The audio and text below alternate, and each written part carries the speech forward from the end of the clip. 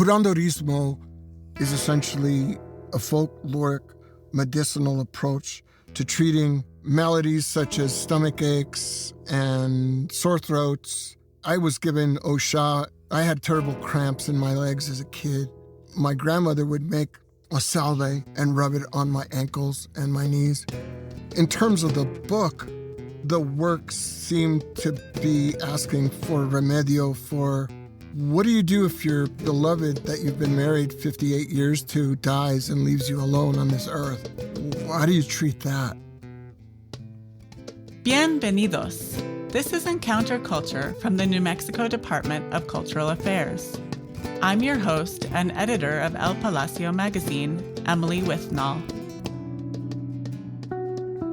I first encountered Tommy Archuleta's poetry at a reading held at Collected Works bookstore in Santa Fe. The reading featured his poetry and a conversation between Tommy, Santa Fe's current poet laureate, and Lauren Camp, the New Mexico State Poet Laureate. What struck me most, listening to Tommy speak about his work and writing process, was the way his poems cleave so closely to the way he speaks and moves through the world. He chooses his words carefully and isn't afraid to pause and absorb the questions or information presented to him. In one poem from his collection, Susto, he writes, "What if I stay like this, going around, naming every open grave Dolores, after the drunk lady who almost drowned me?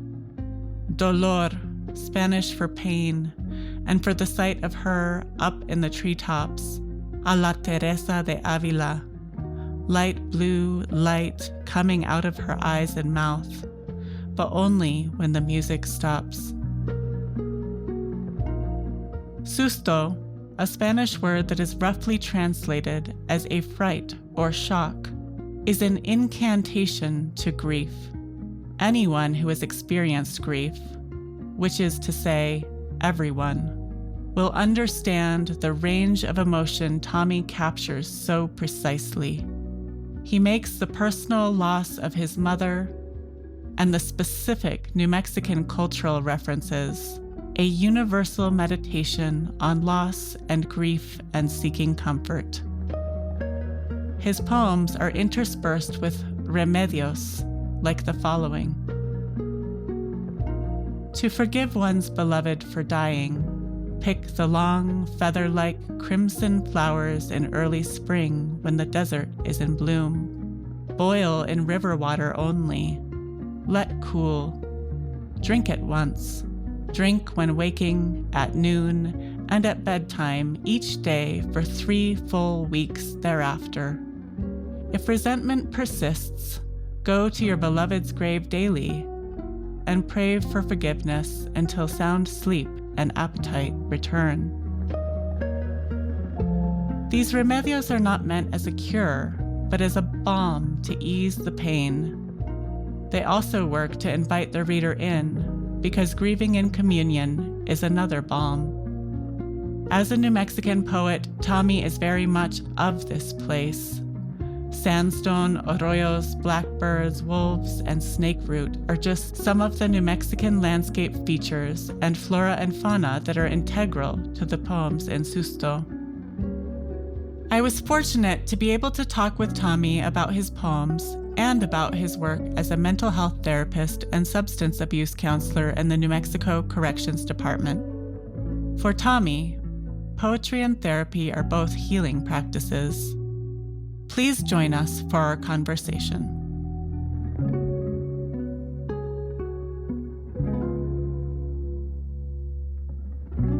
Welcome, Tommy. I'm so excited to have you here on Encounter Culture, and I have had the privilege recently to attend the conversation and poetry reading that you did with the New Mexico State Poet Laureate Lauren Camp at Collected Works, and that was a wonderful conversation. And then I also attended a poetry workshop that you led. But for our listeners who maybe haven't had these experiences, can you introduce yourself? My name is Tommy Archuleta. I was born in Santa Fe, and that had a lot to do with me applying for this post. I just thought it was maybe time for somebody from Santa Fe to be the poet laureate. And fortunately, I was given the appointment. My family, both sides, have been here for a while. The Archuletas got here in 1598, and the Ortizes got here a year later. I think I might be the first generation to not only go to undergraduate work, but to achieve graduate work. A lot of that is just economics, you know. I come from families that spent much of their time tilling soil in southern Colorado, and then they migrated down here at the turn of the 20th century. And they grew chili and potatoes, and they came from really large families. And in those days, in this area, and I don't think that my Spanish heritage has a monopoly on this, but part of the reason they had big families was it's a workforce. My father is one of 10, and now he's the eldest because he's only got 3 other siblings. My mother cut meat downtown at Safeway. Before that, she cut meat in Southern California because my mom and my dad eloped. So, you know, I'm an only child, not because I got rid of the others, but because it just worked out that way. I've gone to elementary school here, Santa Fe High School. I went to St. Catherine's when it was still operating, had absolutely no idea of the atrocities that they befell on the Pueblo around here. I would find that out when I went to college at Santa Fe for my undergrad work. I was fortunate to receive a full scholarship on the merit of my poems. Didn't see that coming because College of Santa Fe to me it was emblematic of affluence. And I lived across the street. I used to throw stones at Fogelson Library because I hated it. And as a kid, I had convinced myself I would never achieve those heights. However, I had a couple of private writing teachers that really encouraged me to go. And actually, to spite them, I applied. And no one was more surprised than I was when I received an acceptance letter.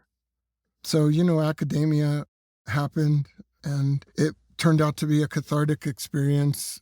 I'm part of the last graduating class of College of Santa Fe. That was a very tearful, it was really hard on a lot of us. A lot of the faculty, because I'm older, were my friends, and they were torn. And I was too, because that experience just, I don't have words for it. It moved me at a level that, I don't know. I came away with Dana Levin is my mentor, established poet. I think if Dana keeps writing the way she is, well, I don't know if she'll attain the heights of her mentor, Louise Glick, who we lost recently, but that's the lineage I come from. Wow. Psychological poets, right? You know, so it's all an inside job. And coming from the stance that we're subservient to the work, not the other way around. And it works good for me because I'm also a Rogerian, is my theoretical orientation as a counselor and a therapist. And in my office, the client is the expert and I'm the student. Mm-hmm. And so it's sort of, that whole stance is a big part of my life. Can you say a little bit about where you do counseling? I signed on to the Penitentiary of New Mexico. Date of hire is March 19th of 2019. I just celebrated 5 years, March of this year. And there are 3 levels of security at the penitentiary. I've worked them all. We have the equivalent of Supermax. That's level 6. We have levels 4 and 5, where a lot of the prison gangs are housed and segregated. And I have worked for the last 3 years at level 2. So I work with men preparing to come out into society to wash our dishes and mow our lawns and, you know, work on our cars. I facilitate psychoeducational groups that arm the men with cognitive behavioral skills. It's called rehabilitation, but for a lot of my clients, it's habilitation. It's the first time that they've ever really looked at how their thinking informs their behavior and how when you change those two, you're going to get different results. And so I give them that. I do what I can to provide a safe environment because they're in one. There's no other culture like prison. I don't care what level you're talking about, because each level of security has its own ecosystem. Collectively, I've been in addictions counseling for 15 years now. I was on the front lines of the opioid epidemic, which is still ongoing. I worked in inpatient, outpatient. And in those settings, the majority of my caseload, they were on parole. Mm-hmm. So in a sense, it was maybe only a matter of time before I went to the mothership.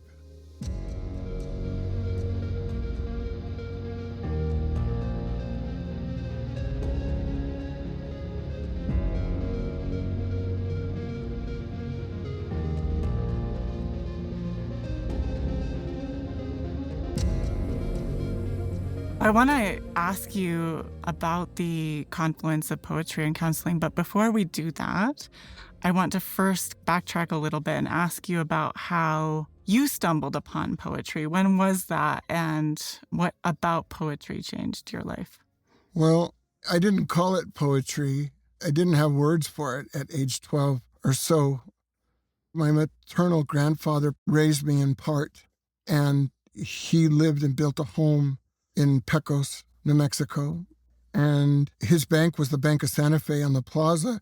And in those days, they wouldn't give the kids lollipops. They would give us these little memo books with a matching pen. And I remember distinctly free writing in these memo books.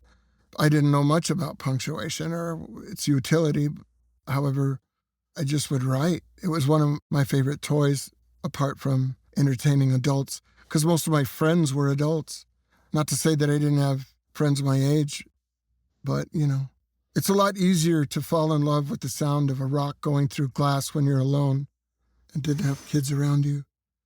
And being a musician, a drummer for I don't even know how many years now, but I also wrote lyrics, and I was a singing drummer. I don't sing much anymore because I don't play excruciatingly loud music that very few people can stand. I did that long enough, and now I play music that at least 3 or 4 people won't leave the room. And so writing lyrics, another just sort of accidentally discovered you could do a lot with a little. And I make it known that I'm a person of recovery. I enjoyed 25 years of continuous sobriety from alcohol this April and of other exotic drugs. So not long before I entered and stepped onto the campus of College of Santa Fe, a friend of mine in recovery gave me a book of poems by Pablo Neruda. And that was one of those other experiences where it's just an instant connection. And I just started writing really short lines, not knowing why those were short. And before I knew it, my first publication in La Manzanita Quarterly, which doesn't exist anymore, was a well-respected regional journal, took a poem called Meditations of an Ex-Drunk. And I was this past weekend running a workshop in Taos for the Taos Writers Conference. And the students I was gifted with for that experience, we talked a lot about how much permission gives us, how we seek permission to continue. And not just writing, but it's a big deal, I think. And when we give it to each other, I think it's a gift, and everybody wins. Because I feel good when I affirm you and what you're doing, and hopefully you feel the same. So I've been fortunate. I've been given these bits of permission to keep going. When I was reading your poetry collection, I was struck by how much the poems felt like a meditation or a prayer.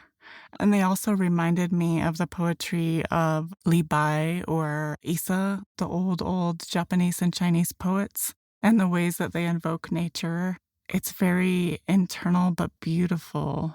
There's something about it on the page that's meditative to me. Oh, thanks for saying and noticing those traits. Not necessarily haiku. However, there's a few Asian aesthetics that I've been drawn to for a long time. One is wabi-sabi. It celebrates the rustic and the broken and the unfinished and accepts it as finished.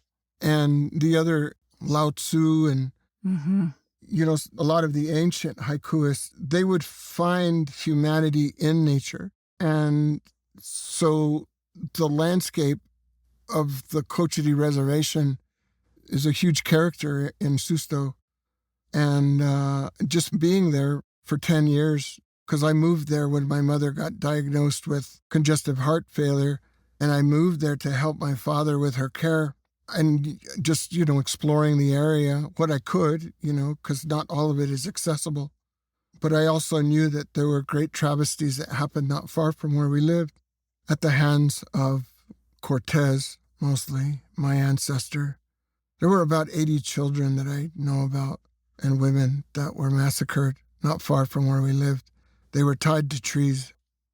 And, confronting one's own history, depending on how curious one is, it can open doors into human history, and I started to just see the land in different ways, and being subservient to the work, I just tried to pay attention to what it wanted, because not long before Dana left to head the St. Louis Poetry Center, I showed her the first draft of Susto, and she said, "Tommy, this is just rough as hell. You need to keep going, no matter what." I was telling her the experiences I was having, and still to this day, when I look at that book or am asked to read, I don't have any recollection, maybe a couple of those poems, maybe 3 or 4, but to be honest, I don't recall. Wow. And I don't recall how many drafts, but there were numerous drafts. And one of the last few of drafts occurred when COVID was occurring. I myself contracted the first strain, gave it to my father, contracted it at the prison. I was hospitalized for 5 days. Pop was hospitalized for 4. I wouldn't return to work for 3 months. Wow. And so during that time, the work seemed to be saying, this needs to happen somehow. And I didn't know how. So you'll see words like fever. Mm-hmm. You'll see words like cough. Mm-hmm. And it's plain that, that grief is everywhere. However, as with each evolution of each draft, there's just this beauty that was coming out. Because being asked, why the heck do you write about death so much? My God, all of you guys, all the way back to Dante, And I think the reason, I don't know what his excuse is, but I think the reason is because it's a way of embracing the present life that you do have. Because, mostly our minds are already going when we're in the shower of what we got to do and got to remember and, what's going to happen with our country and depending on how much you care about it. So to be able to be conscious and living and having your attention at the same time be in different places, I think that's one of the things poetry does as we're experiencing it. It's as if parts of us break up and we get to live in different parts of our lives. Mm-hmm. And we're actually experiencing them through the vehicle of words, which is just never-endingly fascinating to me, how that can happen, even few words. Mm-hmm. But the tone was important. In poetry, a lot of us feel that tone is the conveyor of personality. So the work itself, it's a living thing. I really believe that.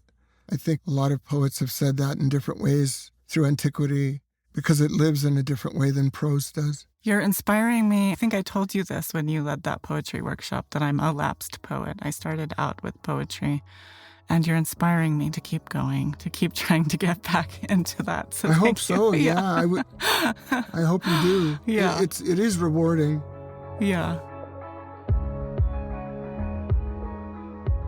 I've often thought of librarians as magicians.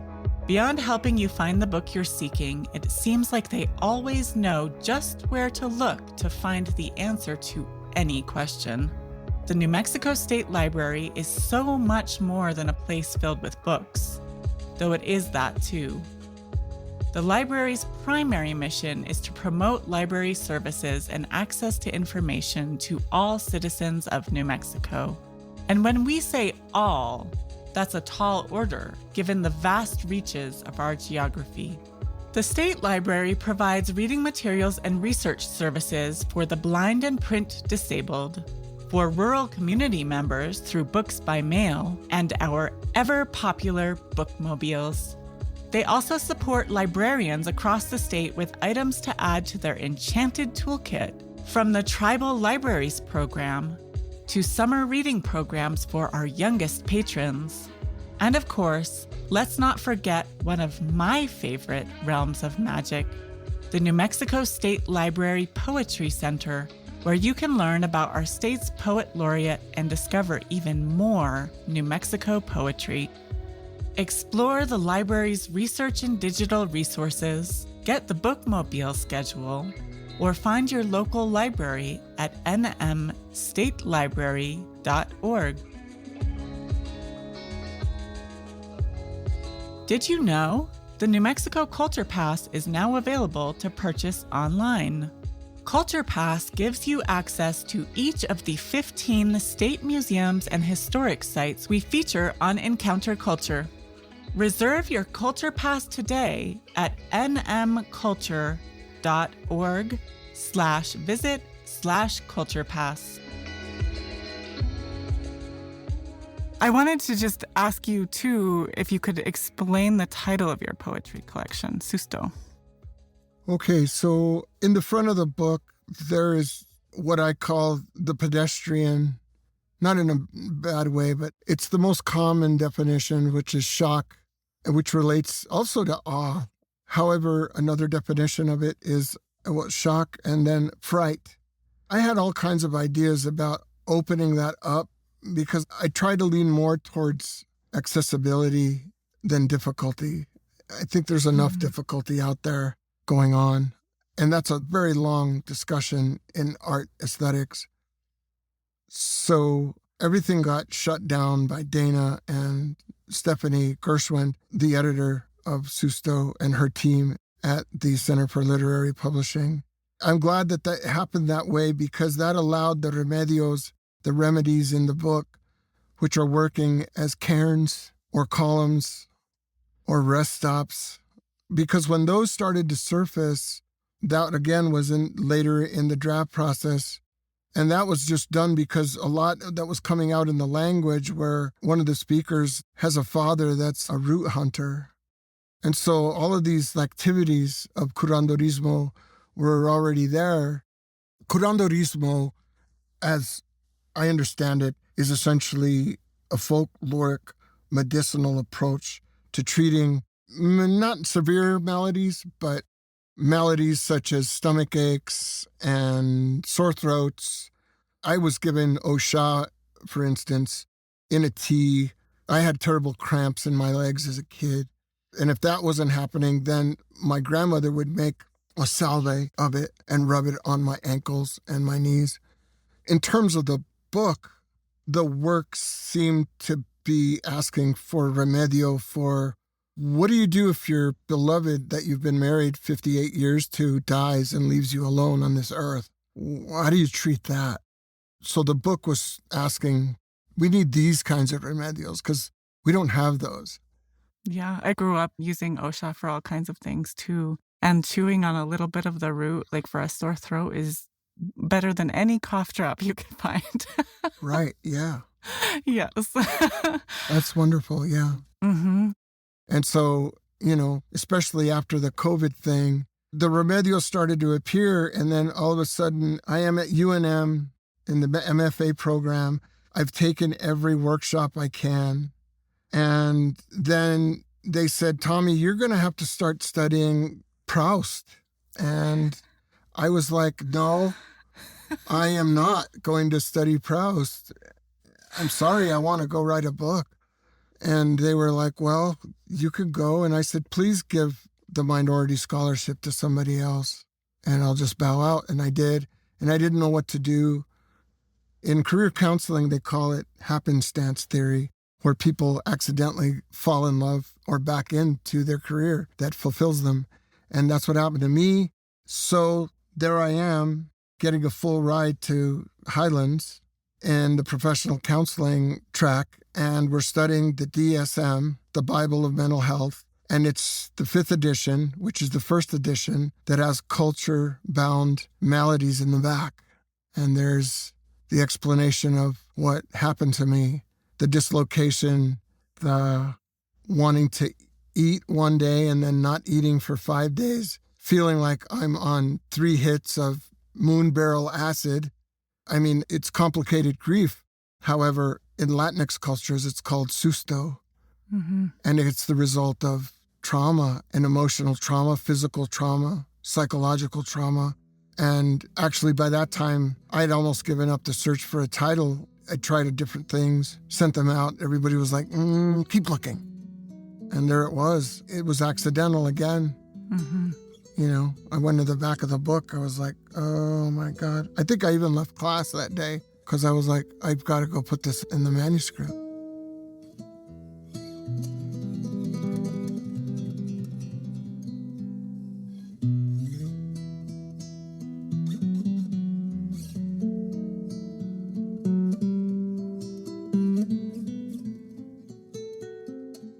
I'm wondering if you can read a poem from Susto. I have a new manuscript Oh, awesome. that Even I'm working better. on. I brought a poem from that. Okay, wonderful. So can I frame this a little bit? Yes, I of course. normally don't at readings because nobody likes a poet that talks more than he reads, but the title of the work is Bone Harvest, and bone seems to be working as a metaphor for memories that are so deep within us that they just become a part of us, and some will fade and some will take on new life. The book is essentially about a speaker who he can't sleep because all of this is coming up. And so far, the manuscript's enjoyed some attention and getting some placement with the poems. I'm getting ready to send this out, so I hope I don't jinx it. So it's 3 little sections. And the title of the poem is Day Dividing Days. Blue. That color so rarely found in nature, yet everywhere inside this house. Just ask my right hand. Ask it what happens when the left one stops trembling. Ask it where the trembling runs to afterward. When work becomes respite from home, eating is the first to go. Circadian fasting, some call it. Like the stages of dying, and sex fully clothed, meals coincide with the rising and setting of the sun. Why, oh why, do some fruits refuse to rot, others to ripen? Cries sentenced never to leave the mouth. Burn scars, bred to taunt the darkest clouds. Cracked church bells that only cornfield squatters and crows can hear. Prodigal sons, home now for good. Home, but in pieces. Wow. Earlier, I described your poems in Susto as being meditative, but I think that there's something that you do in your work and in this poem too that really asks the listener to slow down, which in our current times is a gift. So thank you. Oh, thanks. Yeah. I'll admit this to you and to this audience. I played doom music for 4 years, actually tracked in Southern Tracks in Atlanta, Georgia. We were the last live band to actually track in that studio. It was quite something to use the same restroom that Bruce Springsteen used. And one of the huge aesthetic features of doom is, I think it's a political statement too. It's to slow everything down. And I've thought a lot about that. I'll admit that that's something that is important to me, is to slow down. And it's like a personal thing. Yeah. You know, it helps me slow down. I want to ask you about how poetry and counseling coexist for you and how they inform each other.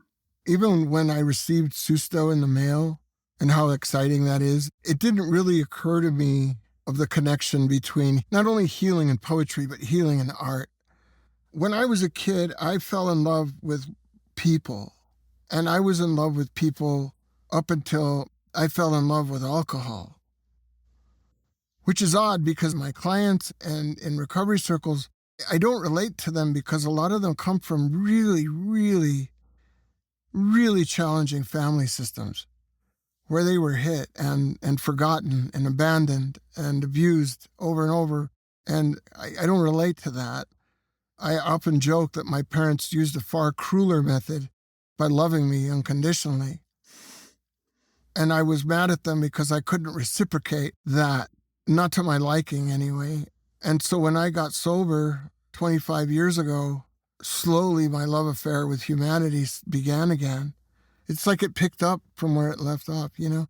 So holding space for clients, I learned that in recovery, I believe. I was working with an aging social worker once. He was my client at a methadone clinic. I loved him when he came in. He was one of the only ones that could stand to be with me for 20 minutes. And he said, "You come from good parents. I can tell." And he had only met me like once. So I think when you have that kind of support, it just feels like that's what I'm supposed to do. If I can help people with art or just listen to them, the kids nowadays have this clause, "You feel me, bro? You feel me?" And I think that's really, it's indicative of, because I found working, especially in the prison, I used to think people wanted to be heard. Who doesn't want to be listened to? I think more than that anymore is people want to know that you get them. I want to know you get me. I feel you, bro. Mm-hmm. It's a simpatico, that it's another exchange like that. I find the practice of poetry healing. I don't feel very good if I leave the house not having worked on a poem. I just feel off, the same way I do when I don't meditate or I don't yoga. Something's off. Mm-hmm. So I know it's healing. I know it's a big part of my life. I was just sitting this morning with a gentleman he was an entrepreneur before he came to prison, and he dealt methamphetamine, and he's had a cathartic experience. He's looked at his time as a big pause button getting pressed in his life so he can take stock, and he didn't like what he saw, and so he's rebuilding. I listened to him for 38 minutes, and all I did was ask him, "How's it going, bro?" I try to make sure that I create environments that are safe, because it's not safe out there in a lot of ways. I don't think I'll ever write a poem about being in a therapy session, but I've read poems of Charles Simic that reinforce my fervor for life, which is how I feel when I leave my therapist's office. Because the work really starts when you leave the office, Mm-hmm. It's just a bunch of reporting while you're in there and tea drinking and sweater wearing, whatever. But the real work starts when you bounce. And so I appreciate the question. So you don't write poems about therapy sessions, but do you bring poetry writing into your counseling with your clients? I do, and now I am actually literally doing it, because as Laureate, we're building a manuscript of poems by my clients that are participating. I also will bring poems into psychoeducational environments to start seeing if we can start looking at life in a different way. And so I'll bring poems in. We'll also do free writing. I also introduce them to journaling. Mm-hmm. And then invariably we'll talk about, why are poems like short, the line's short, and what's up with that? And, we get to talk about that. Yeah. And like, do you only like dead poets? Are there any living ones? It's in the work, yeah. And then they know that I'm the laureate now. So they're like, "Oh, here comes Mr. Laureate."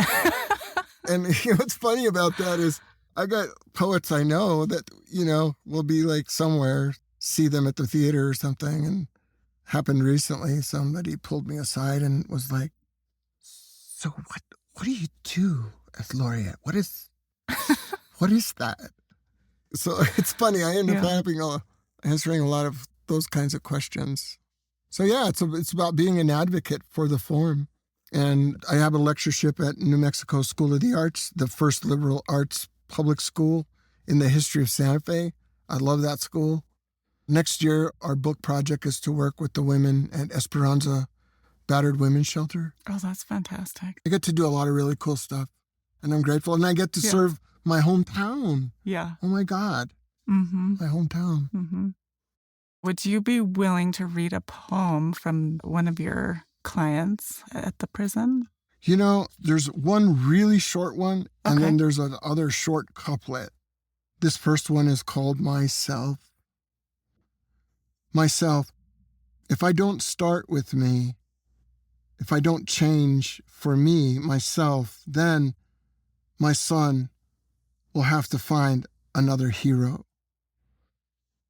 That was written by NMCD ID number 578451. Wow. Foolish light. I can't ignore the butterflies. They tell me sweet little lies. I try not to listen. I fight this affliction, this heart's foolish ambition. Through these bars I see your soul. I curse the jailer in me. Day after day, I pay the toll. Like grains of sand, through an open hand, I slowly pray for control. If I make it out alive, how will I act? What if I look at you? What if you look back? Tell me, where do you hide from the enemy inside, born with 100,000 disguises? That was written by NMCD ID number 7483. Those are incredible. So we're at a place where we're not sure how we're going to give credit to the writers, because some of these writers have already been released. Mm-hmm. So there's probably going to be some poems that are just numbers, which is an amazing juxtaposition to know that there's so much emotive energy in these pieces, but they're attached to a number, which I think might be pretty striking for some audiences.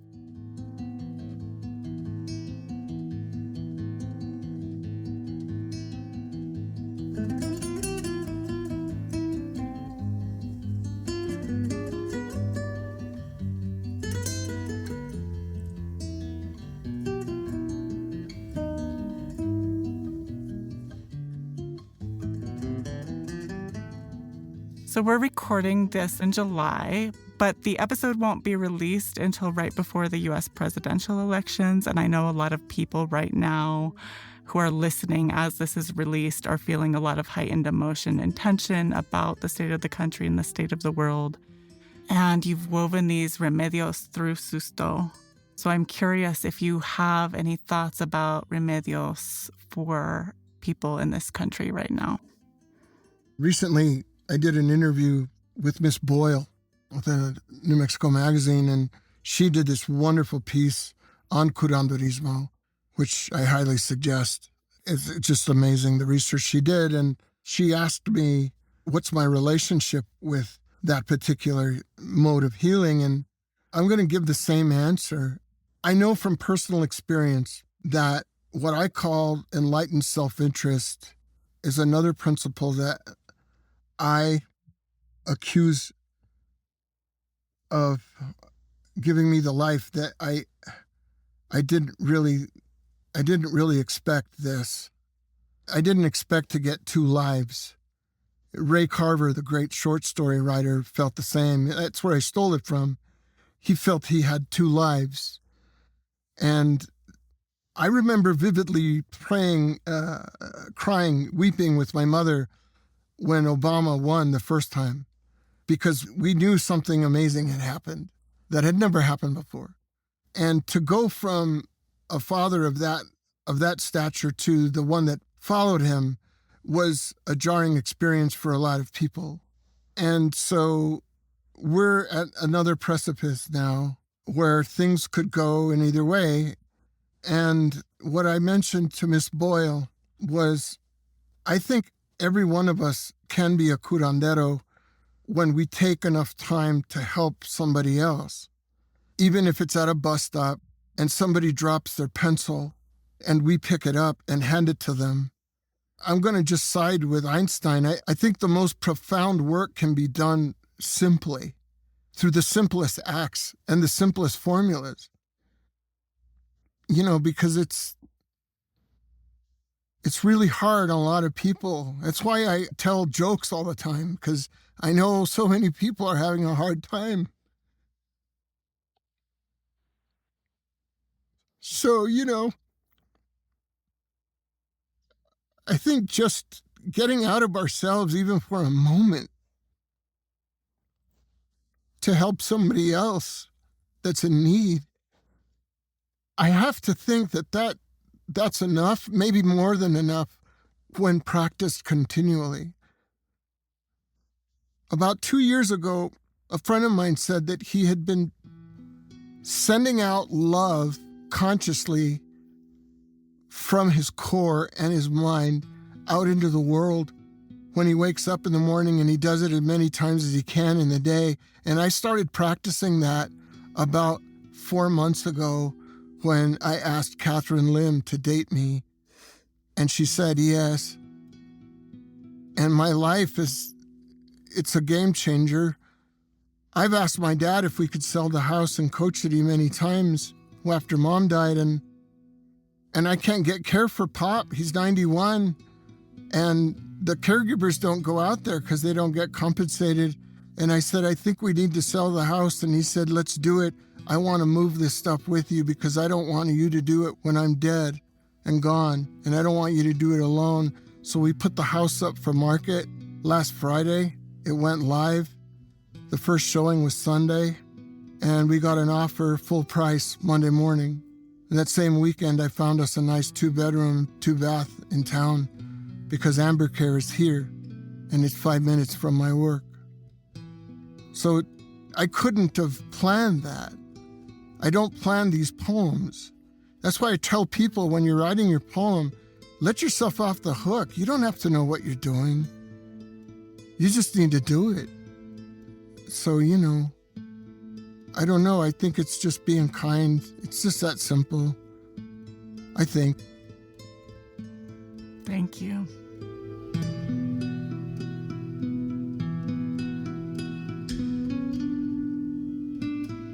If you've enjoyed this conversation and want to read more of Tommy's work, check out his collection of poems, Susto. And to learn more about upcoming readings and poetry workshops, visit bit.ly/Tommy Poetry. To request a reading or workshop, visit bit.ly/Santa Fe Poet. The links are in the show notes.